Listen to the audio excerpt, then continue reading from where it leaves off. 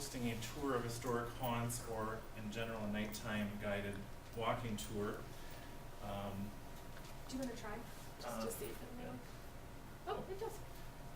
Might not do all the transition. Okay. But, this started as an outgrowth of our Parade of Historic Homes, which we got a nice letter from the Madison Parade of Historic Homes saying cease and desist using the word parade. So we did, even though we were doing this for many, many years. It's now the Tour of Historic Homes, and we have a great group of people that puts that on every 2 years in Baraboo, and it's a very successful program.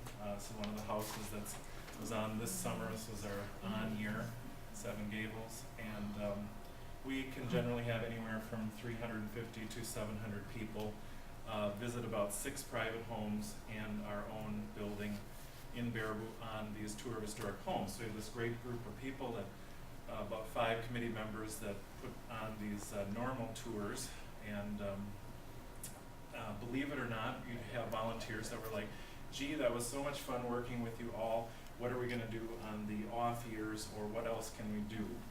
So this is our building, the 1903 Van Orden Mansion in Baraboo, which has been the home of the Sauk County Historical Society since we purchased it in 1938. So this is our 70th year being in this house. Anyways, the committee decided, kind of brainstorming session, that maybe we would try something around Halloween time.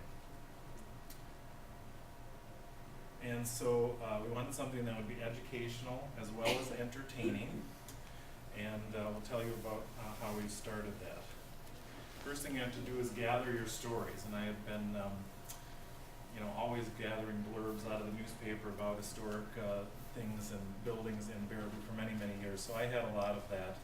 And we decided we would start on the square our first year and kind of go off into the neighborhood, one neighborhood, and look at that. So your stories can be sensational crimes, ghost stories, legends and lore, historic locations.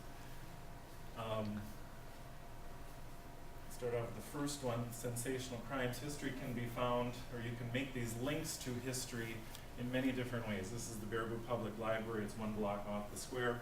So we thought we would, besides being a great building in and of itself, we thought we would stop there, because inside is this grandfather clock, and this was once in a home in the north part of town, which was owned by Golmar, one of the Ringling cousins, and it was also the scene of one of Baraboo's grisliest murders in 1938. So on our tour, we talked about, is there a murder witness in the library? And it was this clock which helped us talk about this murder back in 1938.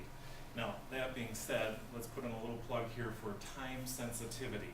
We generally don't like to talk about sensational crimes unless they're about 70 to 75 years old, in that realm of nostalgia instead of recent memory.